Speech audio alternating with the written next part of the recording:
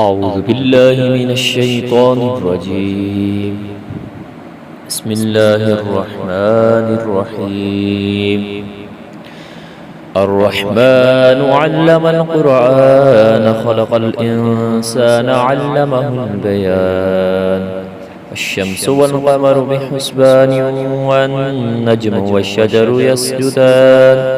والسماء رفعها ووضع الميزان ألا تطغوا في الميزان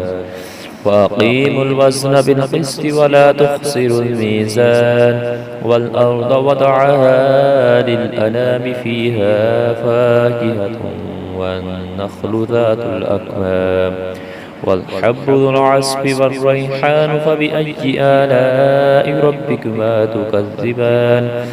خلق الإنسان من صلصال كالفخار وخلق الجان من مارج من نار فبأي آلاء ربكما تكذبان رب المشرقين ورب المغربين فبأي آلاء ربكما تكذبان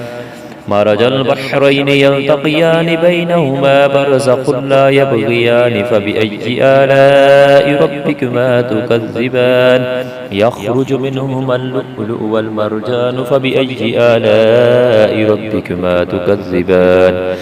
وله الجوار المنشآت في البحر كالأعلام فبأي آلاء ربكما تكذبان كل من عليها فان ويبقى وجه ربك ذو الجلال والإكرام فبأي آلاء ربكما تكذبان يسأله من في السماوات والأرض كل يوم هو في شأن فبأي آلاء ربكما تكذبان سنفرغ لكم أيها الثقلان فبأي آلاء ربكما تكذبان يا معشر الجن والإنس إن استطعتم أن تنفذوا من أقطار السماوات والأرض فانفذوا لا تنفذون إلا بسلطان فبأي آلاء ربكما تكذبان يرسل عليكما شواظ من نار ونحاس فلا تنتصران فبأي آلاء ربكما تكذبان فإذا انشقت السماء فكانت وردة كالدهان فبأي آلاء ربكما تكذبان فيومئذ لا يسأل عن ذنبه إنس ولا جان فبأي آلاء ربكما تكذبان يعرف المجرمون بسيماهم فيؤخذ بالنواسي والأقدام فبأي آلاء ربكما تكذبان هذه جهنم التي يكذب بها المجرمون يطوفون بينها وبين حميم آن فبأي آلاء ربكما تكذبان ولمن خاف مقام ربه جنتان فبأي آلاء ربكما تكذبان ذواتا أفنان فبأي آلاء ربكما تكذبان فيهما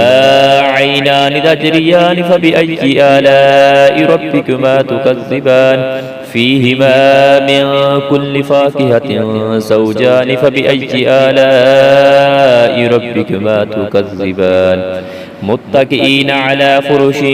بطائنها من استبرق وجنى الجنتين دان فبأي آلاء ربكما تكذبان فيهن قاصرات الطرف لم يطمثهن إنس قبلهم ولا جان فبأي آلاء ربكما تكذبان كأنهن الياقوت والمرجان فبأي آلاء ربكما تكذبان هل جزاء الإحسان إلا الإحسان فبأي آلاء ربكما تكذبان ومن دونهما جنتان فبأي آلاء ربكما تكذبان مدهامتان جنتان فبأي آلاء ربكما تكذبان فيهما عينان نضختان فبأي آلاء ربكما تكذبان فيهما فاكهة ونخل والرمان فبأي آلاء ربكما تكذبان فيهن خيرات حسان فبأي آلاء ربكما تكذبان حور مقصورات في الخيام فبأي آلاء ربكما تكذبان لم يطمثهن إنس قبلهم ولا جان فبأي آلاء ربكما تكذبان